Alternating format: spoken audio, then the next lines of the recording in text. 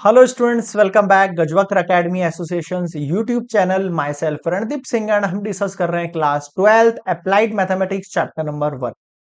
इससे लास्ट हम जो है आपका क्लास 11th, आपका parallelly class 11th applied mathematics चल रहा है अपने पास, और साथ में ही मैंने क्लास 12th मैथमेटिक्स भी स्टार्ट कर दिया है।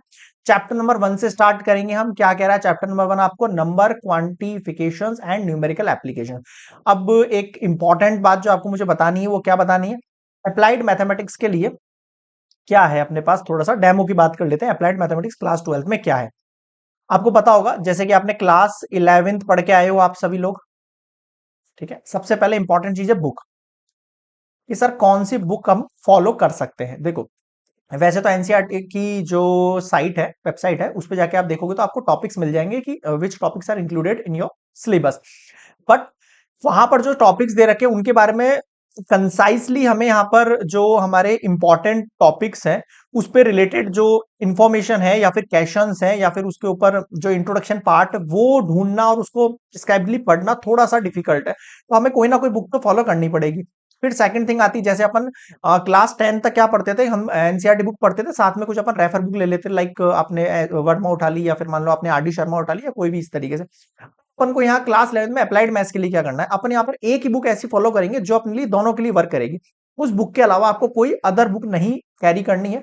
वो एक बुक अगर आप कंप्लीट कर लेते हो 1 और 2 टाइम, डेफिनेटली आपके सारे कंसेप्ट भी क्लियर हो जाएंगे एंड आपका मार्क्स जो है वो तो ऑटोमेटिकली गुड आना ही है। तो हम जो बुक फॉलो कर रहे हैं वो कौन सी है आपके पास? M L Agarwal. क्या हो गया इसको?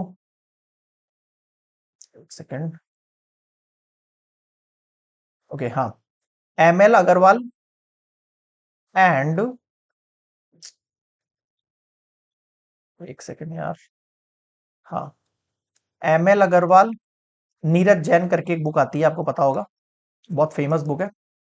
अभी क्लास 11 12 अप्लाइड मैथ्स वाले मोस्टली स्टूडेंट इसी बुक को फॉलो कर रहे हैं, हम भी इतने सालों से पढ़ा रहे हैं, तो इसी बुक से स्टूडेंट्स को कैरी करा रहे हैं। अब क्लास 11th जो है मेरे पास, उसका जो सिलेबस है वो मैंने कंप्लीटली इसी बुक को फॉलो करके कंप्लीट कराया। आपको यही चैनल पर जो है प्लेलिस्ट मिल जाएगी सेपरेटली, वहां पे जाके आप चेक कर सकते हो। एम एल अग्रवाल, नीरज जैन करके बुक है। क्लास 11 का सिलेबस पूरा का पूरा उस बुक से मैंने कंप्लीट करा दिया है। उसमें आपके पास number of chapters I think 18 chapters हैं टोटल, जो कंप्लीट हो चुके हैं या मतलब अपलोड हो जाएंगे कुछ टाइम में, मतलब कुल मिला के इस सेशन के अंदर पूरा हो जाएगा सिलेबस उसका जो है। अब आती है क्लास 12 की। जो 12th क्लास है उसमें भी मैं same M L Agarwal book follow करने वाला हूँ। ठीक है, अगर आप कोई और बुक फॉलो कर रहे हो तो भी कोई दिक्कत नहीं है, टॉपिक तो सेम ही रहेंगे, बट हाँ उसके एग्जाम्पल कुछ थोड़े से डिफर हो सकते हैं इससे। बाकी मेनली जो है आप इस बुक को फॉलो कर सकते हैं। एम एल अग्रवाल बुक के अंदर आपको एग्जाम्पल्स अच्छे मिलेंगे, इंट्रोडक्शन पार्ट मिलेगा हर एक्सरसाइज से पहले, काफी अच्छे से प्रिस्क्राइब भी दे रखा है वहां पर। साथ में नंबर ऑफ जो क्वेश्चन है वो काफी अच्छे दे रखे हैं, मतलब कि अगर आप सारे क्वेश्चन निकाल लेते हो 1 और 2 टाइम तो अच्छे से आपका प्रिपरेशन हो जाएगा 12th बेसिस में। बट आपको कम से कम एटलीस्ट 2 टाइम यहाँ पर बुक सॉल्व करनी पड़ेगी एम एल अग्रवाल। अब इंपॉर्टेंट बात अपने लिए क्या है, इसके अंदर बुक के अंदर आपको अपनी इस क्लास के लिए नंबर ऑफ चैप्टर्स कितने हैं आपके पास? 14 नंबर ऑफ चैप्टर्स हैं। कितने नंबर ऑफ चैप्टर्स हैं? 14 नंबर ऑफ चैप्टर्स हैं। मोस्टली जो चैप्टर्स रहेंगे लाइक 6 to 7 चैप्टर्स आपके पास जो है रीजनिंग एप्टीट्यूड के चैप्टर्स रहते हैं, पता होगा आपको, क्लास 11 पढ़ के आए हो आप लोग। और जो रेस्ट चैप्टर्स है वो एनसीईआरटी बेस्ड चैप्टर्स है अपने पास, जो हम एनसीईआरटी वाले पढ़ेंगे, सेम ही पढ़ेंगे अपन भी, मतलब सेम ही चीज है, इसको डिफरेंट वाली चीज नहीं। जो एप्टीट्यूड और रीजनिंग वाला पार्ट है ना, वो एक्चुअली बहुत ज्यादा टफ है आपके पास, क्योंकि 30 से 40 मार्क्स है ना, वो कहीं ना कहीं इसके ऊपर बेस करता है आपके पास, रीजनिंग और एप्टीट्यूड वाले पार्ट पर। अब सबसे ज्यादा दिक्कत आती है इसी रीजनिंग वाले पार्ट पर, क्योंकि यहाँ पर कोई ऐसा फिक्स ऐसा नहीं है कि यही क्वेश्चन उठ के आने वाला है। कोई भी क्वेश्चन घुमा के दे सकता है बोर्ड आपको। ठीक है, वो क्वेश्चन सॉल्व करने के लिए आपको एक्चुअल में पैटर्न समझ में आना बहुत जरूरी है, और सॉल्यूशन किस तरीके से निकल रहा है, क्या फॉर्मुलाज यूज हो रहे हैं, क्या ट्रिक्स यूज हो रही है, सबसे ज्यादा यहाँ पर यूज होंगी ट्रिक्स, जो कि बहुत सारी होने वाली है। किसी भी टॉपिक को आपको स्किप नहीं करना है, मैं आपको सजेस्ट करूंगा आप बिल्कुल फोकस करके बने रहो। कंटिन्यू इंट्रोडक्शन पार्ट देखो, हर एक्सरसाइज से पहले मैं एक इंट्रो पार्ट समझाऊंगा आपको, वो जरूर देखो। उसके बाद एग्जांपल्स कराऊंगा, उनको भी स्किप मत करो। उसके बाद एक्सरसाइज कराऊंगा, उसको भी स्किप मत करो। अगर आप ये कंटिन्यू फॉलो करते हो तो मैं बता रहा हूं आपको, बिफोर नवंबर, बिफोर नवंबर हम अपना सिलेबस जो है वो कंप्लीट कर लेंगे बहुत ही अच्छे वाले तरीके से। आफ्टर दैट आपके पास रिवीजन के लिए मिनिमम 3 to 4 मंथ इजीली बचेंगे आपके। अगर फेब में एग्जाम लगते हैं या मार्च में एग्जाम लगते हैं तो भी आपके पास 3 मंथ तो मिनिमम रिवीजन के लिए बच जाएंगे। बस आपको करना क्या है, फॉलो करना है। Complete channel. यहां पर आपको हर क्वेश्चन मिलेगा। मैंने हर क्वेश्चन के लिए एक एक सेपरेट सेपरेट लेक्चर बना रखा है। अगर आप क्लास 10th वाले लेक्चर देखोगे, 11th के आपने देखे होंगे मे बी, तो आप वहां देखोगे कि हर एक्सरसाइज से पहले मैं इंट्रोडक्शन पार्ट बनाता हूँ, फिर मैं आपको एग्जाम्पल सॉल्व कराता हूँ, फिर मैं आपको एक्सरसाइज सॉल्व कराता हूँ, और इन सबसे आपका जो बेस है वो काफी अच्छे से मजबूत होने वाला है। समझ रहे हो क्या कहना चाह रहा हूं मैं आपसे? अब अपन कंटिन्यू स्टार्ट करेंगे हमारे पास इस चैप्टर को, तो इसको रफ कर देते हैं। तो जो जो नए हैं चैनल पे और अब क्लास 12th का अपने लिए प्रिपरेशन स्टार्ट कर रहे हैं, अपने ग्रुप्स में, अपने फ्रेंड्स में, अपने सर्कल्स के अंदर, जहां भी सोशल मीडिया पर आप लोग यहां पर शेयर कर सकते हो, लिंक को शेयर जरूर करो ताकि स्टूडेंट्स यहां पर जुड़ सके। और जितने ज्यादा स्टूडेंट जुड़ेंगे उसके लिए फिर मैं अदर सब्जेक्ट जो है उनके लिए भी काफी अच्छे टीचर्स मेरे कॉन्टेक्ट्स में हैं, ठीक है, जो हमारे कोचिंग सेंटर्स में लगे रहते हैं, मैं उनको यहाँ पर बुलाकर जो है आपके लिए लेक्चर्स जरूर बनवाऊंगा उनसे। बट उसके लिए पॉइंट यही है कि आप लोगों को थोड़ा सपोर्ट दिखाना पड़ेगा, तभी उन टीचर्स को यहाँ पर अपन बुला सकते हैं, ठीक है। बाकी वरना कोई नहीं आने वाला है। चलिए, तो हो गया ये डिलीट। ओके, तो अब स्टार्ट करेंगे अपन चैप्टर 1। इसका जो 1.1 एक्सरसाइज है, पहले उसका इंट्रोडक्शन पार्ट देख लेते हैं क्या है। देखो, numbers quantification and numerical application है चैप्टर के ऊपर बेस। सबसे पहले मॉड्यूलो अर्थमेटिक। अब ये जो एक्सरसाइज होने वाला है अपना 12th का, क्लास 12th का चैप्टर 1 का, वो किस पर बेस है? मेनली हमें यहाँ पर 2-3 मोर थिंग्स हम सीखेंगे। क्या नया सीखने वाले हैं? सबसे पहले मैं आपको एक टाइम क्लॉक सिखाता हूँ यहाँ पर, है ना। क्या सिखाता हूं मैं आपको? टाइम क्लॉक सिखाता हूँ। इस पे भी न्यूमेरिकल मिल जाएंगे आपको ना। टाइम क्लॉक क्या होता है? जैसे मैंने आपसे कहा, अभी जो करंट का जो टाइम है वो मान लेते हैं 1 PM हो रहा है। 1 PM हो रहा है, आपको पता है आफ्टरनून की बात हो रही है ये, ठीक है। 1 PM अभी करंट का मेरे पास टाइम हो रहा है, ठीक है भाई। मैंने कहा आफ्टर, मैंने कहा आपसे after 12 hours what will be the time on clock. Clock में आफ्टर 12 आवर्स क्या टाइम होगा? आप कहोगे सर 1 AM होगा। पता है आप लोगों को, ये वॉच रहती है आपके पास, AM एंड PM के अंदर 12 आवर्स का डिफरेंस रहता है, ठीक है। अगर अभी यहां पर 1 PM हो रही है, तो 1 AM तक पहुंचने में हम कहा पहुंच जाएंगे? नाइट में पहुंच जाएंगे। नाइट का मतलब समझ रहे हो ना, 12 के बाद यानी 1 AM में पहुंच जाएंगे हम। और यहीं में अगर आपसे कहता कि what will be the time after 24 hours, after 24 hours time क्या रहेगा आपके पास, तो फिर आपको क्या करना है? आपको पूरा डे जो है वो रिवाइव कर देना है। पूरा डे जो है वो क्या बोल कर देना है? रिवाइव कर देना है। मतलब क्या? वापस 1 AM पर ही आ जाओगे, 1 PM पर ही आ जाओगे। वापस से अगेन आपका टाइम क्या हो जाएगा? 1 PM हो जाएगा। बस डे चेंज हो जाएगा। जैसे आज मंडे है तो उस दिन के बारे में ट्यूसडे चल रहा होगा, मतलब सेकंड डे हो जाएगा उस दिन लागू। समझ में आ रहा है? तो ये होता है टाइम क्लॉक। इसको रैप सिस्टम भी बोल सकते हैं, हम यहाँ पर रैप कर रहे हैं इसमें। अगर मैंने आपसे कहा 24 की जगह 48 आवर्स ले लो आप, क्या कहा मैंने आपसे? 24 की जगह 48 आवर्स ले लो आप, तब क्या होगा? तब भी सेम टाइम रहेगा। तब भी सेम टाइम में रहेगा। क्यों? क्योंकि 24 के बाद वापस से मैं घूमूंगा उसी डे में, तो वापस से मेरे पास 1 PM का टाइम हो जाएगा। बट अगर मैं यहां पर 36 आवर्स बोलता हूं, 36 आवर्स, तो ध्यान देना यहां पर एक्चुअल में क्या हो रहा है। यहां पर 24 आवर्स में तो 1 रिवाइव होगा डे 1 PM पर, एंड आफ्टर 12 आवर्स आपको रिवाइव करना पड़ेगा। आफ्टर 12 आवर्स आपको रिवाइव करना पड़ेगा। इन 12 आवर्स के अंदर आप वापस से कहां पहुंचोगे? 1 AM पर पहुंचोगे। बताओ समझ में आया नहीं आया? क्या कहना चाह रहा हूं मैं आपसे? क्लियर है? ठीक है सर। बट अब इसके लिए अब एक ऐसा फॉर्मूला जनरेट कर लेते हैं अपन, जो हर उसके अंदर अपन यूज कर सकें, ठीक है। अब मान लो ये तो मल्टीपल ऑफ 12 दे रखे हैं मैंने, तो अपना काम थोड़ा सा इजी हो रहा है। अगर मैं आपको यहाँ पर 50 आवर्स दे दूं, मैं यहाँ पर क्या दे दूं मैं आपको यहाँ पर? एक सेकेंड। एक तो यार ये इतना ज्यादा हैंग क्यों हो रहा है आज, पहली क्लास में इतना ज्यादा हैंग।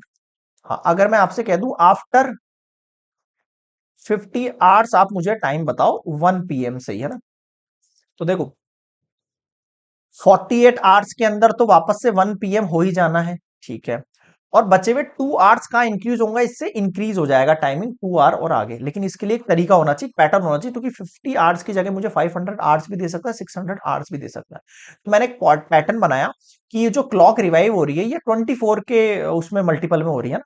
तो मैं क्या करता हूँ, 24 से डिवाइड कर देता हूँ 50 को। 22 2 जा 48, और जो ये रिमाइंडर में बच गया है, ध्यान रखना क्वेश्चन की बात नहीं कर रहा हूं, रिमाइंडर में जो बच गया है उतना टाइम आपको प्लस आर आगे कर देना है। 1 PM के बाद क्या हो जाएगा? 2 PM और 3 PM हो जाएगा इसमें ऐड होके। अगर ये रिमाइंडर 5 बचता आपके पास, तो इसमें 5 आप ऐड कर देते। समझ में आ रहा है क्या कहना चाह रहा हूं मैं आपसे? तो फिर ये 6 PM हो जाता टाइम। अब मुझे बताओ, एक तो यहाँ तक क्या समझ में नहीं आया, इस रैप सिस्टम बोलते हैं इसको, समझ रहे हो? ये एक्चुअल में मॉड्यूलो के अंदर ही काम आएगा आपके पास, अभी बताऊंगा किस तरीके से। मुझे बताओ यहाँ तक सबको समझ में आ गया, क्लॉक सिस्टम, ठीक है? इसको रफ कर रहा हूं मैं, ओके? ये पॉइंट्स है इंपॉर्टेंट इंपॉर्टेंट, आप इसको नोट करते हुए चलना, ठीक है? मतलब इसमें से जो जो चीज आपको इंपॉर्टेंट लग रही है, जो याद आपको याद रखनी है में दिक्कत आएगी, तो आप उसको फॉर्मूले के रूप में लिख सकते हो, ठीक है भाई? अब देखो अगला टॉपिक मेरे पास, अगला मैं बात करता हूँ। आपने क्लास 10th में एक चीज पढ़ी होगी, ऐसे करके, ये आपका डिविडेंट होता है, ये आपका डिविजर होता है, ये आपका क्वोशिएंट होता है, एंड नीचे आपके पास क्या होता है? रिमाइंडर होता है। ऐसे ही होता है, ठीक है? इनको हम कुछ सिंबल दे सकते हैं। इसको मैं ए सिंबल दे सकता हूँ, इसको मैं बी सिंबल दे सकता हूँ, इसको मैं क्यू सिंबल दे सकता हूँ, इसको मैं आर सिंबल दे सकता हूँ। एंड इनके बीच में एक रिलेशन हो सकता है, A equals to B Q plus R. ये आपने क्लास 10 में पढ़ा होगा।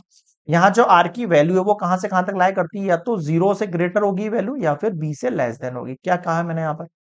देखो, मैंने 3 से 10 को डिवाइड किया, 3 3 सा क्या हुआ? 9, 10 में से 9 गया तो कितना बचा? 1 बचा। अब आप देखो, ये जो रिमाइंडर है ना, ये हर सूरत में, ये आपका बी है, ये आपका क्यू है, ये आपका ए है। ये रिमाइंडर जो है ना, वो हर सूरत में आपके पास बी से लेस देन होगा, कभी भी बी के इक्वल नहीं होगा। अगर ये मान लो यहाँ पर रिमाइंडर 3 बच रहा होता, मान लो ऐसे, तो फिर मैं इसको एक बार और डिवाइड देता, ऐसे तो करता मैं इसको एक बार और डिवाइड दे लेता, ऐसे ही होता ज्यादा ज्यादा, ठीक है?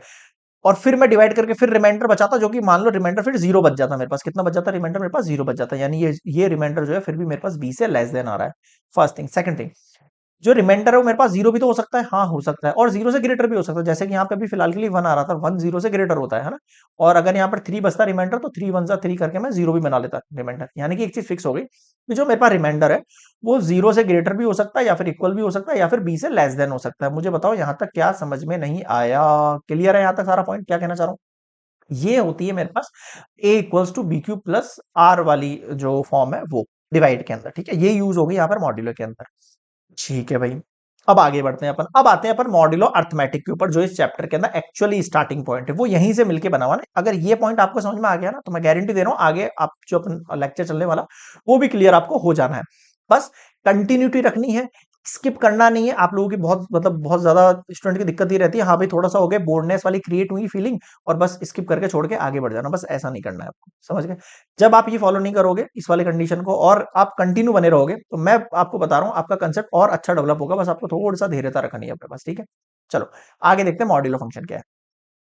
अब देखो, मॉड्यूलो अर्थमेटिक जो हमारा टॉपिक का नेम है, वो एक्चुअल में यही है। Modulo arithmetic is a system of arithmetic for integers where numbers wrap around, wraps बताया मैंने आपको, इस तरीके से रैप अराउंड, वो रैप हो रखे हैं to reaching a certain value, जिसे हम क्या कहते हैं? मॉड्यूलो, और इसको शॉर्ट में डिफाइन करेंगे मोड से, ठीक है? Mod arithmetic consider the remainder when a integer is divided by another integer. Mod क्या होता है एक्चुअल में? जैसे मान लो मैंने यहां पर लिखा है 24 को आपको क्या करना है? डिवाइड करना है 2 से। तो पता है मैं इसको कैसे लिखूंगा? 24 मोड 2 लिखूंगा मैं इसको। कैसे लिखूंगा मैं इसको? 24 मोड 2 लिखूंगा। लिख सकता हूँ नहीं लिख सकता हूँ? अब जब इसको डिवाइड करके इक्वल में हमारे पास क्या आता था? क्वोशिएंट आता था, ऐसे होता था। बट हमारे यहाँ पे इक्वल में क्या आएगा? रिमाइंडर आएगा। बस यही यहाँ पर इन दोनों में डिफरेंस है। समझ रहे हो क्या कहना चाह रहा हूं मैं आपसे? यहाँ पर ये डिवाइड होने के बाद क्या आएगा? इक्वल्स में रिमाइंडर बचेगा मेरे पास। बस यही यही इसके अंदर डिफरेंस है, इस वाले चैप्टर इस वाले कंसेप्ट के अंदर। वहां पर जो होता है क्वेश्चन आता है, यहाँ पर क्या आता है? रिमाइंडर आता है, ठीक है? तो मॉड्यूलर अर्थमेटिक क्या करता है? कंसीडर किसको करता है? ओनली रिमाइंडर को कंसीडर करता है, जब एक इंटीजर दूसरे इंटीजर से डिवाइड हो। हमेशा यहाँ पे ध्यान रखना, यहाँ पर इंटीजर यूज किया है इसने, यानी कि जब मैं यहाँ पर डिवाइड दूंगा तो मैं नेगेटिव वैल्यूज भी ले सकता हूँ, पॉजिटिव वैल्यूज भी ले सकता हूँ, और मैं जीरो भी ले सकता हूँ, कुछ भी ले सकता हूँ यहाँ पर भी। और यहां पर भी मैं नेगेटिव वैल्यूज ले सकता हूँ, पॉजिटिव वैल्यूज ले सकता हूँ, और जीरो भी ले सकता हूँ। वो देखेंगे किस तरीके से डिवाइडेशन होगा मेरे पास यहाँ पर, ठीक है? जीरो से तो डिवाइड जाएगा नहीं, खैर इसको तो हटा दो, यहाँ पर यहाँ से जीरो हटा दो, यहाँ रहने दो। नेक्स्ट देखो, जैसे कि when we divide integer A by integer B, जो कि नॉट इक्वल्स टू जीरो है ना, मैंने बताया अभी यहाँ पे आपको, ये यहाँ पर जीरो नहीं लेना आपको ना। तो B not equals to zero, तो मेरे पास ये इक्वेशन बनती है, ठीक है? Q and R belongs to integer करते हैं, बिल्कुल करते हैं, कि ये जो क्यू आ रहा है आपके पास, यानी कि जो कैशेंट आ रहा है और रिमाइंडर आ रहा है, वो रिमाइंडर आ रहा है, वो दोनों इंटीजर्स बिलोंग कर सकते हो, तो कोई भी वैल्यूज आ सकती है। आर की जो लिमिट होगी मैंने बताई आपको, जीरो के इक्वल और ग्रेटर, और बी से लेस देन, ठीक है? ए डिविडेंड होता है, बी डिविजर होता है, क्यू क्वोशिएंट होता है, आर रिमाइंडर होता है। ये सब आपको पॉइंट्स मिल जाएंगे बुक के अंदर, ठीक है? मॉड्यूलो अर्थमेटिक को रिमाइंडर की तरह इस तरीके से लिखते हैं इसको। अभी बताया मैंने आपको, ए जिसको मैं डिवाइड दे रहा हूं, बी जिससे मैं डिवाइड दे रहा हूं लाइक दैट, और आर जो कि इक्वल में निकलेगा, हमेशा इसको इस तरीके से रिप्रेजेंट करते हैं। मुझे बताओ यहां तक क्या समझ में नहीं आया? यहां तक किसी को भी कोई डाउट लग रहा हो तो मुझे बताओ, उसको अपन सॉल्व करेंगे। कमेंट्स में टाइप कर दो कि हाँ सर ये स्टार्टिंग वाले पॉइंट्स में ही अपन को नहीं समझ में आया, तो उसको अपन वापस से फिर क्रिएट करेंगे, ठीक है। वैसे मैं बिल्कुल आराम से चल रहा हूँ, बिल्कुल टेकिंग इजी गोइंग लेके चल रहा हूँ, तो आपको पॉइंट्स क्लियर हो जाने हैं। चलिए आगे बढ़ेंगे अपन, बिल्कुल बिल्कुल सर, बिल्कुल आगे बढ़ते हैं अपन। अब आगे बढ़ते हैं अपन, हाँ। तो आगे देखो क्या है मेरे पास कंसेप्ट। अब मॉड्यूलो अर्थमेटिक जो है उसको अपन को समझना है। जैसे व्हेन 14 इज डिवाइडेड बाय 5, अगर मैंने 5 से 14 को डिवाइड किया, 5 टू जा क्या आया 10, रिमाइंडर क्या बचा 4 बचा। तो जब मैं इसको लिखूंगा तो कैसे लिखूंगा, 14 मोड 5 इक्वल्स टू 4। ये लो, ये पैटर्न पढ़ना है अपन को सबसे पहले। बहुत ही आसान पैटर्न दे रखा है, बहुत ही इजी क्वेश्चन है इसके ना। एग्जाम्पल नंबर 1 पूरा इसी के ऊपर बेस है। बट यहां पर डिफरेंट डिफरेंट केसेस बन सकते हैं इसके। क्या बन सकते हैं? डिफरेंट डिफरेंट केसेस बन सकते हैं, वो अपन एक एक करके डिस्कस कर लेते हैं। आ जाओ नेक्स्ट स्लाइड पर। ये पूरी टेबल आपकी बुक में दे रखी है। फर्स्ट पेज जो है ना आपकी बुक का, फर्स्ट पेज जो इंट्रोडक्शन पर, उसमें ये टेबल दे रखी है। ये टेबल अगर आपको बनानी आ गई तो मैं बता रहा हूं आपको, पहला कंसेप्ट मोड वाला समझ में आ जाना, और अगला कंसेप्ट इसी से जुड़ा हुआ है, ये समझ में नहीं आएगा तो वो भी समझ में नहीं आएगा। चलो आगे देखते हैं। अब अगला कंसेप्ट यहां से शुरू कर रहा हूं मैं। वैन, देखो ये मेरे पास ए है, ये मेरे पास बी है, सर ये तो समझ में आ गई। अब मैं आपको ऐसा कह रहा हूं, अगर ये ए ग्रेटर देन जीरो है यानी पॉजिटिव वैल्यू है, और ये बी भी ग्रेटर देन जीरो यानी कि पॉजिटिव वैल्यू है, तो मैं एक एग्जाम्पल ले रहा हूं आपके लिए कि आप मुझे ये ए की जो वैल्यू उसको 42 मान लो, और ये जो बी की वैल्यू उसको 13 मान लो। इसको पहली बात तो लिखेंगे कैसे, इसको लिखेंगे 42 मोड 13, और इक्वल्स की वैल्यू आपको क्या करनी है, खुद को फाइंड करनी है। अब मैं कैसे निकालूंगा इसको, आ जाओ।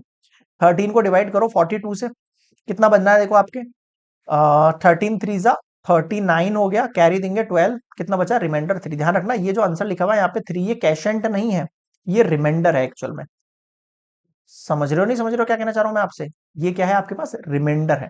रिमाइंडर भी क्या आ गया आपके पास, ग्रेटर देन जीरो आ गया। यानी कि सर एक चीज क्लियर हो गई मेरे पास, अगर ये दोनों ग्रेटर देन जीरो है तो ये ग्रेटर देन जीरो आ सकता है मेरे पास। ध्यान रखना ये इक्वल्स टू भी आ सकता है, ऐसे कोई जरूरी नहीं है, ठीक है। अगर मैं यहाँ 39 ले लेता तो ये 3 जा 39 होकर जीरो भी आ सकता था, ठीक है।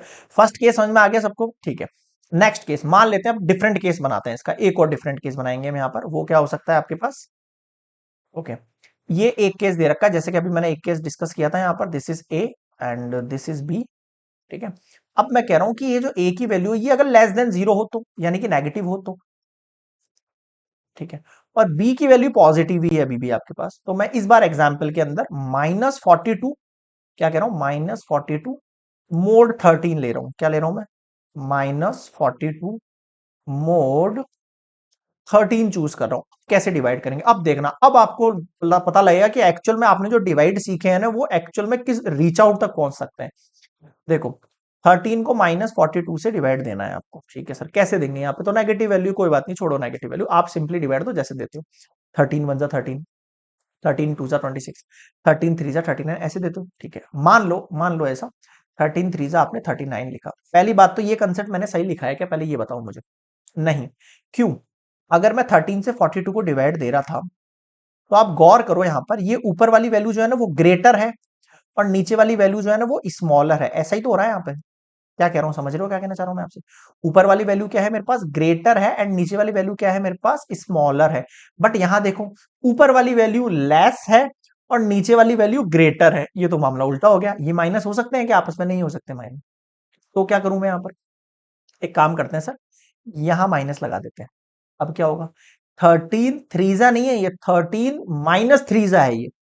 भाई एक्चुअल के अंदर अपन यहाँ जो वैल्यू लिखते हैं 39, वो कैसे आती है, जब मैं 13 को इस 3 से मल्टीप्लाई करता हूँ तभी पॉसिबल है ये वाली चीज। 13 को जब मैं किससे मल्टीप्लाई करता हूँ, 3 से मल्टीप्लाई करता हूँ। अब मुझे 13 को किससे मल्टीप्लाई करना है, -3 से करना है, तो कितना हो जाएगा ये, -39 हो जाएगा। अब मुझे बताओ अभी भी सही लिखा है क्या मैंने ये? तो मुझे बताओ -42 ग्रेटर है या स्मॉलर है? अभी भी -42 क्या है आपके पास, स्मॉलर, क्योंकि मुझे पता है। मुझे बताओ नेगेटिव का 5 ग्रेटर है या फिर नेगेटिव का 8 ग्रेटर है? क्या हो गया इसको, एक सेकेंड, हाँ। नेगेटिव का 5 ग्रेटर है या नेगेटिव का 10 ग्रेटर है? सर नेगेटिव का 5 ग्रेटर है। नेगेटिव वैल्यूज में जो वैल्यू स्मॉल होती है ना वो एक्चुअल में ग्रेटर होती है, और जो वैल्यू लेस होती है ना वो एक्चुअल के अंदर क्या होती है, स्मॉलर होती है। ऐसे ही तो होता है हमारे पास कंसेप्ट। समझ रहे हो क्या कहना चाह रहा हूं मैं आपसे? बिल्कुल। तो ये वैल्यू क्या है मेरे पास, ग्रेटर है। तो यहां पर मुझे बताओ ये वाली वैल्यू क्या हुई आपके पास, ग्रेटर हुई। तो बताओ स्मॉलर वैल्यू में से ग्रेटर वैल्यू माइनस हो सकती है कि सर नहीं हो सकती है? ठीक है, तो एक काम करते हैं, इस वैल्यू को अपन स्मॉलर कर लेते हैं। स्मॉलर करने के लिए इस वैल्यू को ग्रेटर करना पड़ेगा मुझे। तो अब मैं इसको 13 किससे भाग, इससे किससे डिवाइड दूंगा मैं इसको, 13 फोरजा दे देता हूं मैं इसको डिवाइड, क्या दे देता हूं, 13 फोरजा माइनस का 52। अब बताओ कौन सी ग्रेटर है इन दोनों में से, ये वाली ग्रेटर है कि ये वाली ग्रेटर है? सर अब ये वाली ग्रेटर है। समझ रहे हो क्या कहना चाह रहा हूं मैं आपसे? अब ये वाली ग्रेटर है, -42 आपको छोटी दिख रही है बट एक्चुअल में ग्रेटर है ये वैल्यू, है ना? ठीक है। अब आपको बताओ इन दोनों वैल्यू के एक्चुअल में अपन क्या करते हैं, माइनस करते हैं। एक्चुअल में अपन 42 माइनस 39 करते हैं, तो यहां भी यही करो, -42 माइनस -52, ऐसा ही तो हो रहा है यहाँ पे। -42 माइनस माइनस प्लस 52, 52 में से 42 गया तो 10। अब मैं आपको ये चीज यहां समझाऊं, अगर मुझे यहाँ पर माइनस करना है तो मुझे, आपको आपने पढ़ा होगा ये क्लास 10th के अंदर, जब हम यहाँ पर माइनस करते हैं तो इस नीचे वाले माइनस का साइन क्या होता है, चेंज हो जाता है। तो इसका साइन क्या हो जाएगा, पॉजिटिव बन जाएगा जब मैं इसका साइन करूंगा। यही तो हो रहा है, देखो यहाँ पर पॉजिटिव समझा रहा हूँ मैं आपको, यहाँ पर इक्वेशन के रूप में लिख के इसको। अब 42 में 52 जाएगा तो पॉजिटिव का 10 बचेगा। अब मुझे बताओ क्या समझ में नहीं आया यहाँ पर? क्लियर है क्या सभी स्टूडेंट्स को? क्या कहना चाह रहा हूं मैं आपको? तो देख रहे हो किस तरीके से रिमाइंडर निकल रहा है यहाँ पर, रिमाइंडर आपके पास 10 निकलेगा, देख लो। यानी कि -42 मोड 13 इक्वल्स टू 10। बताओ क्या समझ में नहीं आया? क्लियर है क्या सभी स्टूडेंट को? क्लियर है, कोई डाउट वाली चीज नहीं है? कैसे निकालने हैं आपको सॉल्यूशन यहाँ पर मोड के? समझ रहे हो क्या कहना चाह रहा हूं मैं आपसे? चलिए नेक्स्ट बढ़ते हैं अपन।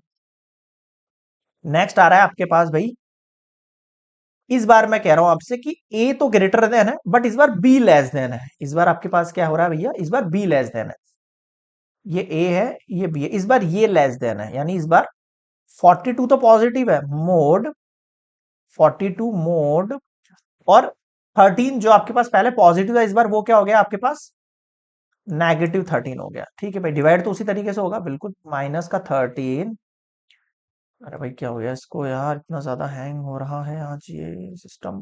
चलो, -13 42, अब डिवाइड दो। अब यहाँ पर तो पहले से नेगेटिव वैल्यू है, तो यहाँ पर मैं कुछ भी वैल्यू लिखूं यहाँ पर मेरे पास नेगेटिव ही बनना है। 13 3 मान लो आपने 3 टाइम डिवाइड दे लिया, तो कितना बनेगा सर, 13 3 मेरे पास -39 बनेगा। फोकस करना, माइनस का 3 माइनस का 39। ठीक है सर, अब तो सही है वैल्यू, ऊपर वाली पॉजिटिव है नीचे वाली नेगेटिव है, इसका मतलब ऊपर वाली पॉजिटिव नीचे वाली नेगेटिव, तो काम बन जाएगा। ठीक है, फिर से एक समस्या आ गई यहाँ पर, बताओ क्या समस्या आई यहाँ पर? सर समस्या ऐसी आ गई है कि हम यहाँ पर जो वैल्यू लिखते थे तो ये वैल्यू ग्रेटर होती थी, ये वैल्यू स्मॉलर होती, तो इन दोनों के बीच में बहुत कम गैप होता था। भाई जैसे मान लो 3 को आपको 10 से डिवाइड देना है, तो आप 3 3 9 क्यों लिख रहे हो? आप एक काम करो ना, 3 2 भी तो लिख सकते हो यहाँ पर। अरे यार क्या हो गया आज इसको, दिमाग ही खराब हो रहा है, इतना ज्यादा हैंग हो गया सिस्टम। हाँ, इसको आप 3 3 लिख रहे हो, तो आप एक काम करो ना, आप इसको 3 2 6 भी तो लिख सकते हो, लिख सकते हो ना, लेकिन आपने 3 ही क्यों लिखा? मतलब कहने का मतलब है कि मैं इस वैल्यू और इस वैल्यू को बिल्कुल क्लोजेस्ट करना चाहता हूं जब तक एक्सिस लेवल में ये हो सकती है। अब यहां पर देखो, +42 बहुत ज्यादा एक्सिस है, बहुत ज्यादा बड़ी है, -39 बहुत ज्यादा छोटी है। इन दोनों के बीच के अंदर गैप जो है बहुत ज्यादा है, तो आपको इनको करीब लेके आना, पास लेके आना। तो एक काम करता हूँ, यहाँ -39 ले लू क्या? हाँ, माइनस का 3 लेते ही 13 3 पॉजिटिव का 39 हो जाएगा। किसका हो जाएगा, पॉजिटिव 39। अब देखो इन दोनों के बीच में गैप कितना कम हो गया, हो गया नहीं हो गया? अब इन दोनों को माइनस करना है, बिल्कुल माइनस करना है। 42 में से 39 जाएगा, कितना बचेगा, 3। यानी कि 42 मोड -13 करने पर आंसर क्या आया मेरे पास, रिमाइंडर का 3। अब मुझे बताओ क्या समझ में नहीं आया? क्लियर है क्या सभी स्टूडेंट को? क्या कहना चाह रहा हूं, क्लियर है सभी स्टूडेंट को? कोई डाउट नहीं है? आगे बढ़ सकते हैं अपन यहाँ पर। तो यहाँ पर रिमाइंडर क्या निकल के आ गया मेरे पास, 3 निकल के आ गया। फाइन, आगे देखते हैं अगला टॉपिक इसी के साथ। नेक्स्ट अगली कंडीशन में मैं ए को भी लेस देन 0 ले रहा हूँ, बी को भी लेस देन 0, यानी दोनों के दोनों नेगेटिव वैल्यू ले रहा हूँ। ठीक है, 13 को -42 से डिवाइड करेंगे।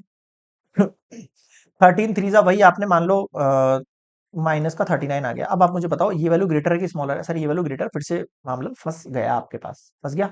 हाँ सर फंस गया, कैसे फंसा? 42 है तो 39 है, ये वैल्यू स्मॉल है, ये वैल्यू ग्रेटर, तो एक काम करते हैं 4 टाइम ले लो आप, 4 टाइम ले लो। 13 4 जा -52, 13 एंड 4 टाइम 52।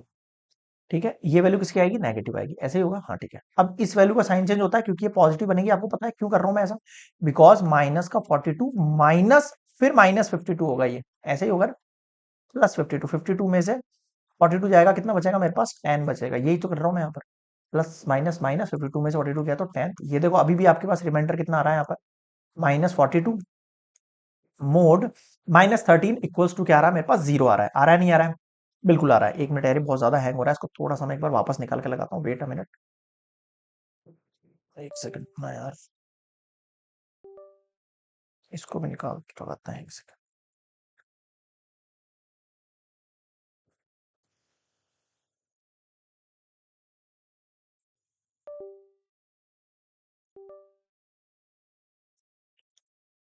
हाँ शायद अब सही चल जाए ये। हाँ, क्या कह रहा था मैं आपसे? -42 मोड -13 करने पर मेरे पास रिमाइंडर कितना आ रहा है? 10 आ रहा है। अब मुझे बताओ क्या समझ में नहीं आया यार यहाँ पे यार? समझ रहे हो क्या कहना चाह रहा हूँ मैं आपसे? मोड का कंसेप्ट क्लियर है सभी को? ठीक है, एक दो केसेस और स्पेशल केस देख लेते हैं इसके। आ जाओ।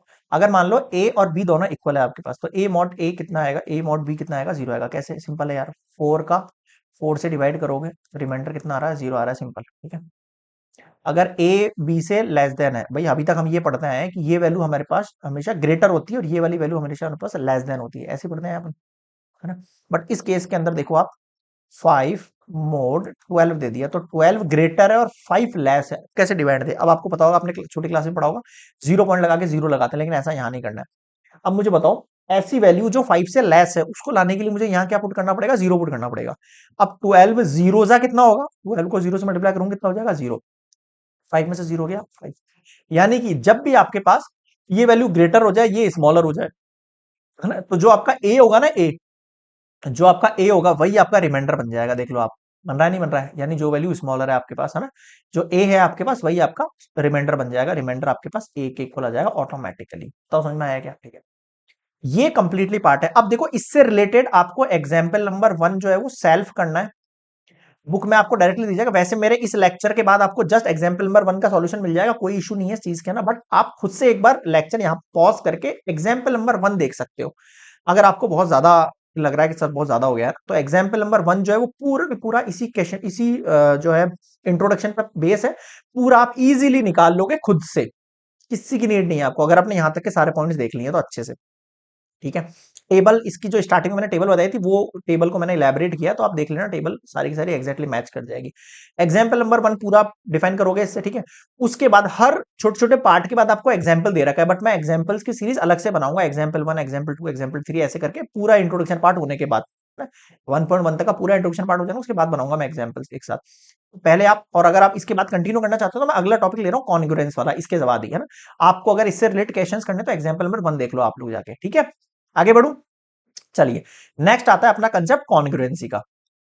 ये भी बहुत अच्छा कंसेप्ट है, कॉन्ग्रुएंस मॉड्यूलस। सबसे पहले तो कॉन्ग्रुएंस के लिए जो आपको साइन यूज करना है वो ये साइन यूज करना है, इस चीज को आप ध्यान रखना। जब भी मैं ट्रिपल लाइंस ड्रॉ कर रहा हूं, इसका मतलब कॉन्ग्रुएंस बोल रहा है, ठीक है। अब इसके लिए क्या है? Let A and B be two integers है मेरे पास, and B N integers greater than 1, ठीक है। एन नंबर ऑफ इंटीजर्स जो कि ग्रेटर देन 1 है। Then A is said to be congruent to B. क्या कहना चाह रहा हूं मैं? A is congruent to B mod of N. क्या कहना चाह रहा हूं मैं आपसे? ये एन क्या है? नंबर ऑफ इंटीजर्स है। ये एन क्या है आपके पास? नंबर ऑफ इंटीजर्स है। अभी आपको थोड़ा अटपट लगेगा, जब अपन इससे रिलेटेड क्वेश्चन करेंगे तो आपको इजीली समझ में आ जाएगा। तो जब भी आपको किसी क्वेश्चन के अंदर इस तरीके से कोई कंडीशन दे दे, इस तरीके से कोई कंडीशन दे दे, तो उसका मतलब पता है क्या होता है? इस बी को आपको ए माइनस बी मानना है, ठीक है। और इक्वल्स के अंदर जो ये मोड एन दे रखा है, इसका मतलब क्या हो जाएगा? लेमदा, मतलब कि कोई भी एक कांस्टेंट वैल्यू हो सकती है इसके मल्टीपल के लिए। क्या कह रहा हूं मैं? फिर से समझना मेरी बात को। ए माइनस बी जो होगा वो एक्चुअल के अंदर क्या होगा? मल्टीपल होगा एन का। अब मैं इसका एक एग्जांपल दे देता हूं आपको, ताकि समझ में आ जाए। मान लो मैंने यहां पर 37 लिखा, ट्रिपल लाइन 12 लिखा, फिर मैंने मोड 5 लिखा। 37 माइनस 12 करके मुझे आप बताओ, 37 माइनस 12 करके बताओ, लेम दाओ 5 आ रहा है कि? हाँ सर आ रहा है। 37 में से 12 जाएगा, कितना बचेगा आपके पास? 25 बचेगा। इस लेमदा की वैल्यू क्या है आपके पास, एक्चुअल में 5 है। इस लेमदा की वैल्यू क्या है, एक्चुअल में मेरे पास 5 है। मतलब कि ये 25 जो ये वैल्यू आ गई ना, वो एक्चुअल में इस 5 की क्या होगी, मल्टीपल्स होंगे। इस 5 के क्या होंगे, मल्टीपल होंगे। इसलिए यहाँ पर a minus B equals to lambda लिख रखा है। बताओ समझ में आया क्या। तो ये जो वैल्यू दे रखी है ना आपको, a congruence b mode n, इसको एक्सप्रेस करने का पैटर्न है ये। बताओ समझ में आया क्या, ठीक है। यहां तक बात समझ में आ गई, ठीक है। मैंने मान लो आपको एक क्वेश्चन दे रखा है, let us find 15 mode 7 and minus 6 mode 7। आप फाइंड करके दिखाओ मुझे। कैसे फाइंड करोगे, वही अपना पुराना वाला मेथड जो है वो यूज करते हैं अपन। आ जाओ, पहले इसको थोड़ा सा ऑफ कर लेते हैं यहाँ से। एक सेकेंड। ठीक है ठीक है ठीक है। हाँ, 15 मोड 7, तो 7 से मैं 15 को डिवाइड कर रहा हूँ। ठीक है। 7 टू सा क्या हो गया मेरे पास 14, रिमाइंडर कितना बचा, 1 बचा। अब आ जाओ इस पर। 7 से डिवाइड करना है मुझे -6 को। अब कैसे डिवाइड करूँ भाई इसको, अब इसको कैसे डिवाइड करूं। तो 7 से 6 को डिवाइड करेंगे तो सर ये तो डिवाइड होगा नहीं। अब ये वैल्यू इससे लेस आनी चाहिए, तो अगर मैं वन टाइम डिवाइड, तो मान लो ऐसा 7 वन जा 7 ले लेता हूँ यहाँ पर। अब मुझे बताओ, ऊपर वैल्यू तो क्या होनी चाहिए, ग्रेटर होनी चाहिए, नीचे लेस होनी चाहिए। तो यहाँ पर कंसेप्ट हो नहीं रहा, तो -1 से डिवाइड दे लो, मान लो ऐसा -1 से डिवाइड दे देता हूँ। 7 वन जा -7। अब मुझे बताओ इन दोनों में से ग्रेटर कौन है, स्मॉलर कौन है। आपको क्लियरली दिखा रहा हूँ, -6 ग्रेटर है। -7 क्या है आपके पास, -7 क्या है आपके पास, स्मॉलर है। समझ रहे हो। अब जब इसको माइनस करना है तो नीचे वाली का साइन क्या हो जाएगा, चेंज हो जाएगा। कैसे चेंज होगा, अभी बताया था मैंने आपको, -6 माइनस फिर -7 हो रहा है कायदे से। माइनस माइनस क्या हो गया प्लस, 7 में 6 गया तो कितना बचा आपके पास 1। तो देखो, प्लस माइनस माइनस -6 और ये पॉजिटिव का 7, कितना बचेगा यहाँ पर, रिमाइंडर क्या बच गया, 1 बच गया आपके पास। अगर ऐसी कंडीशन के अंदर जिनमें दोनों का रिमाइंडर क्या होता है, दोनों का रिमाइंडर क्या होता है, सेम होता है। दोनों का रिमाइंडर क्या होता है, सेम होता है। तो उस कंडीशन में हम यहां पर क्या यूज करते हैं, कॉन्ग्रुएंस यूज करते हैं उसको रीड करने के लिए। कैसे, देखो, इन दोनों के लिए मैं फाइंड आउट करूंगा। ठीक है। अब मैं क्या कह सकता हूं कि जब मैंने ये दोनों सॉल्यूशन निकाले, इन दोनों का रिमाइंडर मेरे पास निकल के क्या आ रहा है, 1 आ रहा है। इनमें दोनों के इक्वल में क्या लगा सकता हूं मैं, 1 लगा सकता हूं। दोनों के इक्वल में क्या लगा सकता हूं, 1 लगा सकता हूं। तो इन दोनों को जो रिटर्न करने का पैटर्न होगा, जो इन दोनों को रिटर्न करने का पैटर्न होगा, वो क्या होगा, 15 is congruent to 15 is congruent to -6 mod 7, -6 mod 7। समझ रहे हो, ये मोड 7 जो है ना, ये दोनों के लिए यूज हो गया है। मोड 7 डबल टाइम है, तो एक बार लिख दिया मैंने। बताओ समझ में आया क्या। इसको मैं लिख सकता हूं यहाँ पर 15 कॉन्ग्रुएंट, ये दिख रहा है आपको यहाँ पर साइन, ट्रिपल लाइंस जो ड्रॉ रखी है यहाँ पर, 15 कॉन्ग्रुएंस -6, और फिर यहाँ पर लिख दिया है मैंने मोड 7। अब मुझे बताओ यहाँ पर क्या समझ में नहीं आया, क्लियर है क्या कहना चाह रहा हूं मैं, 15 कॉन्ग्रुएंस -6 मोड 7। इसका मतलब क्या हुआ, जब भी मैं इसको इस तरीके से सॉल्व करूंगा तो मेरे पास हर कंडीशन के अंदर रिमाइंडर क्या निकल के आएगा, दोनों में 1 आएगा। सेम रिमाइंडर जब भी होता है मेरे पास, तो 15 क्या हो गया, इक्विवेलेंट हो गया है इस वाली कंडीशन के। बताओ समझ में आया क्या। ठीक है, ये है कॉन्ग्रुएंस। अब इस पे क्वेश्चंस भी देखेंगे अपन बहुत अच्छे अच्छे। आगे बढ़ते हैं अपन। अभी अभी मैं पूरा बुक को कंसीडर करके चल रहा हूं। आपको बुक के अंदर जो है एक भी टॉपिक ऐसा नहीं होना चाहिए कि सर ये वाला जो पॉइंट है ना, ये वाला पॉइंट ये क्या कह रहा है, ये समझ में नहीं आ रहा है। इसलिए मैं पूरा का पूरा बुक को फॉलो करके चल रहा हूं, ताकि हर डेफिनेशन हर कंसेप्ट आपको यहां पर क्लियर हो जाए, है ना। आगे देखो, ये मैंने आपको बता ही दिया है। ये मैंने एग्जाम्पल दिया आपको, N integer greater than 1 is called modulus. ठीक है। अगर 37 कॉन्ग्रुएंस टू 12 मोड 5 दे रखा है, तो आपको पता है 37 माइनस 12 करें 25 is an integer, multiple of 5 निकल के आएगा हर कंडीशन के अंदर। आपको ये ध्यान रखना है। ठीक है। ठीक है, आगे बढ़ सकते हैं, बिल्कुल। तो आगे देखो अगला कंसेप्ट क्या है आप, अगला कंसेप्ट जो आ रहा है हमारे पास, वो आ रहा है congruence modulo is an equivalence relation. समझना क्या कहना चाह रहा हूं, कॉन्ग्रुएंस मॉडुलस जो है आपके पास इक्विवेलेंस रिलेशन में किस तरीके से वर्क करेगा वो समझना। अब इसके लिए मैं एक एग्जांपल दे लेता हूं, आपको पहले समझा देता हूं, फिर यहां पर जो बुक में लिखा है वो समझा देंगे। देखो, एक आर एक रिलेशन है, ठीक है, on Z set of integers के लिए। आर रिलेशन कैसा है, आपने क्लास 11th के अंदर पढ़ा होगा सेट्स के बारे में, हल्का फुल्का सा, है ना, एनसीईआरटी के ना दे रखा, हल्का फुल्का पढ़ा होगा भले ही, ठीक है, ज्यादा तो नहीं पढ़ा होगा। आर एक रिलेशन है ए कॉमा बी के लिए, और जब भी मैं ए कॉमा बी बोलता हूं, जब भी मैं ए कॉमा बी बोलता हूं, तो एक्चुअल में वो किसको रिप्रेजेंट करते हैं, A congruence B mod of N को वो रिप्रेजेंट करते हैं ना। All A and B belongs to integers है, N belongs to natural numbers and N greater than 1 है। बताओ समझ में आया कि अगर मुझे इसको रिफ्लेक्सिव प्रूफ करना है, अगर मुझे इसको रिफ्लेक्सिव प्रूफ करना है तो मैं कैसे करूंगा? सर मुझे ये पता है कि A congruence B mod of N जो होता है ना, उसका मतलब क्या होता है? उसका मतलब होता है A minus B lambda of N, यही होता है उसका मतलब। यहां देखो, अगर मुझे रिफ्लेक्सिव प्रूफ करना है तो रिफ्लेक्सिव की कंडीशन होती है, आपको सबसे पहले तो ए कॉमा ए लेना पड़ेगा। सबसे पहले क्या लेना पड़ेगा आपको? ए कॉमा ए लेना पड़ेगा, ठीक है। मतलब सेम वेरिएबल चूज करना पड़ेगा। अगर मैंने ए कॉमा ए ले लिया, वैसे इससे रिलेटेड कोई क्वेश्चन नहीं है ज्यादा आपके एक्सरसाइज का ना, एक क्वेश्चन है शायद मे बी इससे रिलेटेड, बाकी इस पे एग्जाम्पल नहीं है बिल्कुल भी। अगर A comma A belongs to R मैं बोल रहा हूं आपसे ना, तो ए जो है आपके पास A comma B congruence to A mod of N हो सकता है कि? हाँ सर हो सकता है। ए माइनस ए करने पर कितना आएगा? जीरो आ जाएगा मेरे पास। बताओ समझ में आया क्या? ठीक है, देखो इधर, अगर मैंने ए कोई इंटीजर लिया और A minus A equals to zero हो रहा है ना, which is a divisible by N, आपको पता है जीरो जो है उसके लिए डिविजिबल हो जाएगा। A minus A is a divisible of zero, तो क्या मैं इसको ऐसे लिख सकता हूँ? फिर मैं इसको ऐसे लिख सकता हूँ। तो देखो ए कॉमा ए जो है वो रिफ्लेक्सिव प्रूफ हो गया। हाँ सर रिफ्लेक्सिव प्रूफ हो गया। अगला देखो, अगला है आपके पास सिमेट्रिक। सिमेट्रिक में क्या कंडीशन है मैं यही बता देता हूँ आपको साइड में। अगर आपने एक कंडीशन मान ली अपनी मर्जी से, लेट ए कॉमा बी जो है वो बिलोंग्स करता है आर को, जब भी ये बिलोंग्स करता है आर को, है ना, तो आप ये मान के चलना कि A congruence to B mod of N पहले से गिवन हो गया है ना। और इसका मतलब मैं ये मान रहा हूं कि ए माइनस बी जो है इज डिविजिबल बाय एन है, ऐसा मैं मान रहा हूं। अब मैं आपसे ये बोल रहा हूं कि a माइनस बी अगर डिविजिबल बाय एन है तो इक्वल्स टू लेमदा एन होना चाहिए फॉर्मूले के हिसाब से। अगर मैं इसमें से माइनस कॉमन ले लेता हूं तो ये क्या हो जाएगा? b minus A equals to lambda N हो जाएगा। ऐसा ही होगा यहाँ पे, ये माइनस यहाँ लग सकता है उठ के, हाँ सर लग सकता है। तो मुझे बताओ b माइनस ए, एक सेकेंड, क्या हो गया इसको? हाँ, b minus A, b minus A equals to, ये माइनस उठ के यहाँ लगा तो ये क्या हो गया? माइनस लेमदा एन हो गया। माइनस लेमदा ये भी बिलोंग्स करता है इंटीजर को, तो आप इसके लिए केवल लेमदा भी यूज करते हो, कोई फर्क नहीं पड़ता। अब देखो, जब a कॉमा बी था, है ना, तो a कॉन्ग्रुएंस टू b था एंड a माइनस b था। अगर b माइनस a होगा तो b comma a belongs to r करेगा नहीं करेगा? और ये b congruence to a mod of N करेगा नहीं करेगा? बिल्कुल करेगा सर। समझ रहे हो क्या कहना चाह रहा हूं मैं आपके पास? तो सिमेट्री की कंडीशन बिल्कुल सिंपल सी है। A comma B belongs to R आपको लेट करना होता है और B comma A belongs to R आपको प्रूफ करना होता है। अगर ये वाली चीज आप प्रूफ कर देते हो तो आर इज सिमेट्रिक। बिल्कुल सिंपल सी बात है, कुछ ऐसा डिफरेंस नहीं है इसमें। बताओ समझ में आया क्या? क्लियर है यहाँ पे सभी को? अगला कंसेप्ट,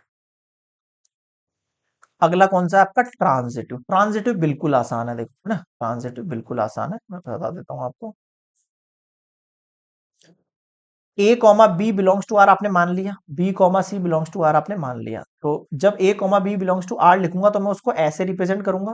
तो ये लो मैंने कर दिया ऐसे रिप्रेजेंट। ये मैंने लिखा तो उसको मैं ऐसे रिप्रेजेंट करूंगा, कर दिया। इसको मैं क्या बोलता हूँ? A minus B is a divisible by N, ऐसे बोलूंगा। और इसको मैं B minus is a divisible by N.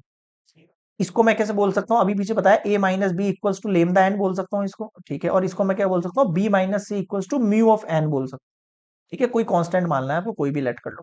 अब मैं क्या बोल रहा हूं आपसे कि अगर मैं इन दोनों कंडीशंस को ऐड कर देता हूं, अगर मैं इन दोनों कंडीशंस को ऐड कर देता हूं तो देखो, ये है आपके पास a minus B plus B minus C, ये इधर वाली और इधर वाली कौन है? Equals to lambda N plus mu N. B से बी कैंसिल आउट हो गया, a minus C equals to, इनमें से n कॉमन निकल जाएगा तो लेमदा प्लस म्यू। ये भी एक इंटीजर ही है आपके पास, है ना। इसका मतलब हुआ कि a माइनस सी जो है वो इज डिविजिबल बाय n है। अगर ये a minus C divisible by n है तो अभी मैंने बताया था आपको भाई, जब a कॉमा बी जो है वो a कॉन्ग्रुएंस टू b होता है मेरे पास, तो a माइनस सी जो है वो एक्चुअल के अंदर मैं उसको a congruence to c mod of n लिख सकता हूं क्या? उसको मैं क्या कहना चाह रहा हूं, समझ में आ रहा है आपको? a congruence to c mod of n लिख सकता हूं, यहां पर लिख सकता हूं। इसको मैं कैसे लिख सकता हूं? a comma C belongs to r लिख सकता हूं। बस हो गया प्रूफ ट्रांजिटिव। कुछ समझ में आ रहा है आपको रिलेशन क्या कहना चाह रहा हूं? अगर a comma B belongs R करता है और b comma C belongs R करता है, तो इसका फर्स्ट फर्स्ट वाला वैल्यू ए और इसका लास्ट वाला वैल्यू सी, ये ए और सी भी बिलोंग करने चाहिए आर को। अगर ऐसा प्रूफ हो जाता है, अगर ऐसा प्रूफ हो जाता है तो आर क्या होता है आपके पास, ट्रांजिटिव होता है। ऐसा हो जाता है तो आर क्या होता है मेरे पास, ट्रांजिटिव होता है। यही प्रूफ करना होता है। समझ रहे हो क्या कहना चाह रहा हूं मैं आपको, किस तरीके से ट्रांजिटिव मानना है आपको? कोई डाउट नहीं है इस वाली कंडीशन के अंदर सभी को? आगे बढ़ सकते हैं। अब ये तीनों केस जिसके अंदर प्रूफ हो जाते हैं उसे क्या बोलते हैं हम, इक्विवेलेंस रिलेशन बोलते हैं। ये तीनों केस जिसमें प्रूफ हो जाते हैं, ऐसा क्वेश्चन आएंगे अभी हम एक्सरसाइज के ना, तब देख लेंगे, कोई दिक्कत वाली चीज नहीं है। अभी आप केवल समझो कि हाँ ऐसा ऐसा हो रहा है। क्वेश्चंस देखेंगे तो समझ में आएगा आपको कि हाँ यार इनका अप्लाई किस तरह करना है आपको। ठीक है, चलिए आगे बढ़े। नेक्स्ट, नेक्स्ट क्या है आपके पास, ये रहा, R is reflexive symmetric and transitive, therefore R is an equivalence relation, simple. Hence congruence modulo जो है आपके पास इज एन इक्विवेलेंस रिलेशन है, क्योंकि वहां पर उस केस में आप उसको रिफ्लेक्सिव भी प्रूव कर सकते हो, सिमेट्रिक भी कर सकते हो, ट्रांजिटिव भी कर सकते हो। बताओ समझ में आया क्या? ठीक है, आगे बढ़ सकते हैं। इसका प्रूफ आप एक बार करके देखना खुद से ही, जो मैंने प्रूफ करा है आपको आ जाएंगे, बहुत ईजी है। ठीक है, चलिए आगे बढ़ते हैं अपन। हाँ तो भाई अगला टॉपिक क्या आ रहा है आपके पास, देखना, इक्विवेलेंस क्लास और कॉन्ग्रुएंस क्लास। अब ये क्या है, let A and N B integer with N greater than 1। Okay, अभी अभी मैंने एक कंडीशन आपको बताई, यहां पर कौन सी कंडीशन बताई मैंने आपको, the congruence class of A mod of N. अगर जब भी आपके पास ऐसी कंडीशन कोई गिवन हो, ऐसी कंडीशन उसके अंदर आप क्या करना, ए मोड एन लिखा हुआ है यहाँ पे, क्या लिखा हुआ है, मोड एन, तो इस एन को क्या करेंगे, ऐसे डिनोट करेंगे। सर ये ऐसे डिनोट करने का मतलब क्या है, ऐसे डिनोट करने का मतलब क्या है, ये रिप्रेजेंट करेगा, ये वाली कंडीशन रिप्रेजेंट करेगी बी को, और बी बिलोंग्स करेगा आपके पास इंटीजर्स को, और B minus A equals to K N, यानी कि ये बी माइनस ए जो होगा वो क्या होगा, डिविजिबल बाय एन होगा। क्या होगा, डिविजिबल बाय एन होगा। जैसे अगर कॉन्ग्रुएंस मॉड्यूलो 2 लिखना है आपको, क्या लिखना है, कॉन्ग्रुएंस मॉड्यूलो 2 लिखना है, उस केसेस के अंदर अगर मैं जीरो की बात करूं, अगर मैं जीरो की बात करूं तो जीरो के लिए मैं मॉड्यूलो क्या लगाऊंगा, यहां पर 2 लगाऊंगा। ठीक है, ये 2 से मेरे पास जो वैल्यूज आ रही है, देखो कैसे आ रही है, जीरो आ रहा है, फिर प्लस माइनस 2 आ रहा है। याद रखना मेरे पास जो मल्टीपल्स होते हैं या फिर, हाँ मल्टीपल्स होते हैं या फिर डिविजिबल होते हैं, वो हम यहाँ पर पॉजिटिव और नेगेटिव दोनों ले कंसिडर करके चलेंगे ना, पॉजिटिव एंड नेगेटिव, नेगेटिव दोनों कंसिडर करके चलेंगे। इवन नंबर के लिए आपको दिख रहे हैं 0 2 4 6, ये इवन नंबर के लिए है, और ये किसके लिए है आपके पास, ऑड नंबर के लिए। तो congruence classes of 0 and 1 are respectively the sets of even and odd integers. बताओ समझ में आया क्या, क्लियर है मैं क्या कहना चाह रहा हूं आप लोगों से? इक्विवेलेंस क्लास और कॉन्ग्रुएंस क्लास को समझ में आ रहा है आपको? आपको केवल उनके क्या लेना है, मल्टीपल्स लेना है, यानी फैक्टर जिसे बोलते हो ना, बिल्कुल उसी टाइप से आपको यहाँ पर मल्टीपल्स चूज करना है। ठीक है, ठीक है, आगे क्वेश्चंस में देखेंगे इनका यूज कहाँ है, बाकी ज्यादा इसमें नहीं है। आगे देखो, अब यहां तक जो अपन ने पढ़ा ना, इस पे रिलेटेड आपको क्वेश्चंस मिल जाएंगे एनसीईआरटी के अंदर, वो उसके अंदर सॉरी एमएल अग्रवाल बुक के अंदर। और अगर आपको अभी वो नहीं पढ़ना है तो आप कंटिन्यू रहो, मैं आपको कुछ प्रॉपर्टीज और डिस्कस करा देता हूँ इसकी, और फिर हम सीधे एंटर करेंगे किसके ऊपर, सीधे एंटर कर जाएंगे अपन आपकी जो एक्सरसाइज के एग्जाम्पल्स हैं, वो सारे एग्जाम्पल मैं खुद करा दूंगा आपको, यहाँ पे मिल जाएंगे प्लेलिस्ट के ना सारे एग्जाम्पल, कोई दिक्कत वाली चीज नहीं, आप कंटिन्यू बने रहो बिल्कुल, है ना। प्रॉपर्टी ऑफ मॉड्यूलो ऑपरेटर, सबसे पहले मॉड्यूलो ऑपरेटर्स की प्रॉपर्टीज देखते हैं ना। तो क्या है उसकी properties, first property, if the value of A is increase by multiple of B. ठीक है, मल्टीपल ऑफ बी बोला है मैंने, देखो मल्टीपल ऑफ बी जब भी मैं बोल रहा हूं तो हो सकता है 2 भी इंक्रीज कर रहा हूं, हो सकता है 3 भी इंक्रीज कर रहा हूं, हो सकता है 5 भी इंक्रीज कर रहा हूं। तो ये जो सारे आगे मल्टीपल लगे हुए हैं उन सबकी जगह मैं क्या मान लेता हूँ, के मान लेता हूँ, कोई एक कांस्टेंट है ना, क्योंकि के किसको बिलोंग कर रहा है, इंटीजर को। तो अगर मैंने एक क्वेश्चन बोला है आपको ए मोड बी, उसकी जगह जो आंसर होगा, मैं ऐसा बोल रहा हूं कि ए आपको इंक्रीज कर रहा है मल्टीपल ऑफ बी में, तो आप इसको इसको सॉल्व करने पे जो आंसर आएगा, क्या कह रहा हूं सुनना मेरी बात को, इसको सॉल्व करने पे जो आंसर आएगा ए मोड बी का आंसर क्या आता है सर, जो भी इसका रिमाइंडर होगा, बी से हम ए को डिवाइड करेंगे और रिमाइंडर हमका आंसर लिख देंगे। ठीक है, तो वो एक्चुअल में किसके इक्वल होगा, ए प्लस के बी। समझ रहे हो, इस बी के मल्टीपल को मैं ऐड कर सकता हूं, और फिर उसका जो मैं मोड निकालूंगा, उसका जो मैं मोड निकालूंगा बी, वो आंसर और इसका आंसर रिमाइंडर दोनों क्या आएंगे मेरे पास, सेम आएंगे। बताओ क्या समझ में नहीं आया फर्स्ट प्रॉपर्टी के अंदर? क्लियर है क्या कहना चाह रहा हूं मैं आपसे? क्वेश्चंस में यूज करेंगे प्रॉपर्टीज को और अच्छे समझ में आएगा। अभी आप केवल इनको प्रॉपर्टी समझ के एक बार टिक मार्क कर लो, है ना, फिर एग्जाम्पल देखेंगे क्लियर हो जानी है। और देखो आगे, property of addition of modulo arithmetic. अब एडिशन वाली प्रॉपर्टीज देख लेते हैं क्या है मेरे पास। ठीक है, ये भी बहुत इजी है। देखो फर्स्ट केस की बात करूं, अगर मेरे पास a plus B equals to C है ना? अगर मुझे यहां पर इनके अंदर मोड ऐड करना है तो मैं इनको कैसे लिख सकता हूं? मैं लिख सकता हूं a मोड ऑफ एन। अरे यार एक तो ये आज इतना ज्यादा हैंग हो रहा है ना, पूरे लेक्चर की 12 बज गई है। Mod of N plus B mod of N equivalence, ये वाला सिंपल आपके पास congruence C mod of N. बताओ ये चीज समझ में आई क्या? ठीक है, सेकंड थिंग सुनना, या तो मैं मोड ऑफ एन को इस तरह लगा सकता हूं और मैं चाहूं तो a plus B mod of N ऐसे भी लगा सकता हूं। समझ रहे हो? और इसका मतलब भी ये भी कॉन्ग्रेंस होता है, किसके इक्वल होगा? ये a का मोड सेपरेट भी हो सकता है मोड ऑफ एन के साथ, और b का भी मोड ऑफ एन के साथ सेपरेट हो सकता है। बताओ समझ में आ रहा है कि क्या कहना चाह रहा हूं मैं आपसे? ठीक है, अगला सुनो, a congruence to b mod of N है। इस कंडीशन में आप इस a के साथ कोई भी कांस्टेंट अगर ऐड करते हो तो आपको वही b के साथ भी ऐड करना है।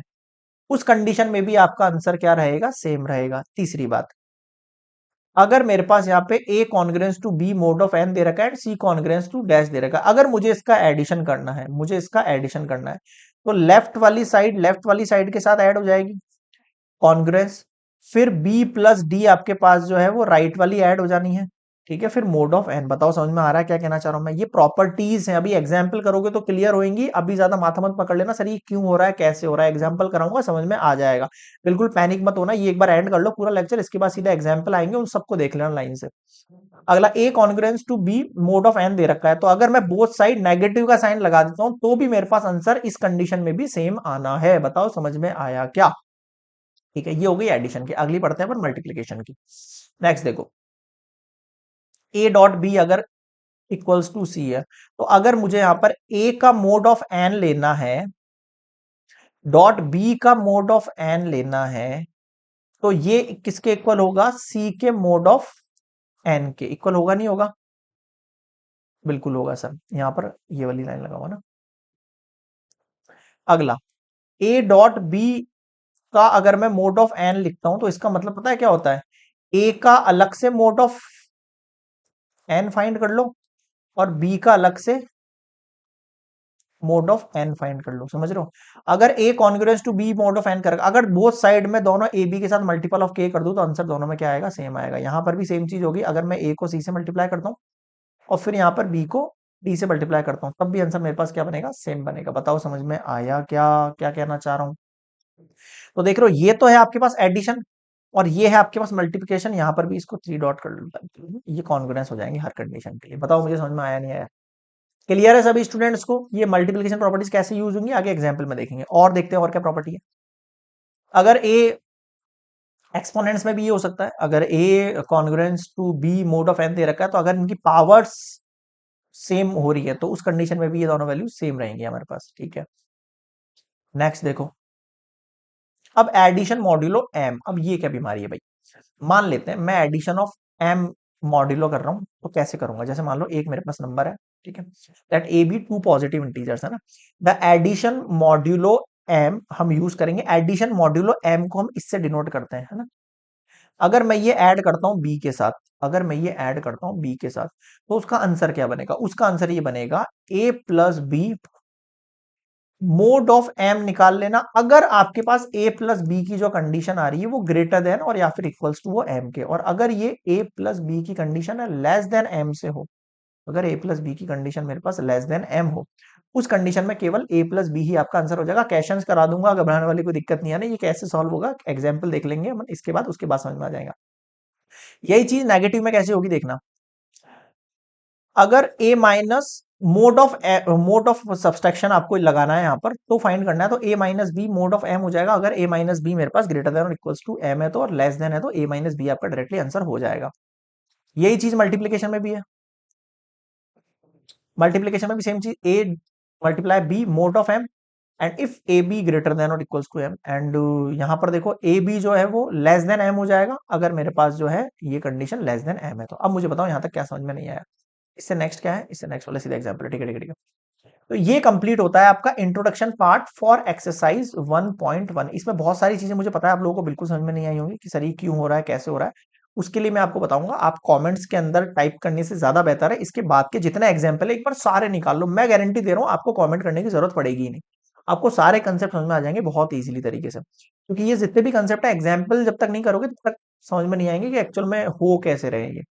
समझ लो, नेक्स्ट आप सीधे एग्जाम्पल्स देखना, उसके बाद एक्सरसाइज पर एंटर करना। और यहां तक लेक्चर थोड़ा बहुत भी समझ में आया तो कमेंट्स में जरूर बताना आप कहाँ कहाँ से जुड़े हुए हो स्टूडेंट्स, एंड आप लोगों के थोड़ा बहुत भी समझ में आ रहा है तो मुझे लगेगा कि हाँ यार अपने एकदम राइट पाथ पर फॉलो कर रहे हैं अपना, और एग्जाम तक अपना सिलेबस बहुत अच्छे से निकल जाएगा। ठीक है, चलिए गुड बाय।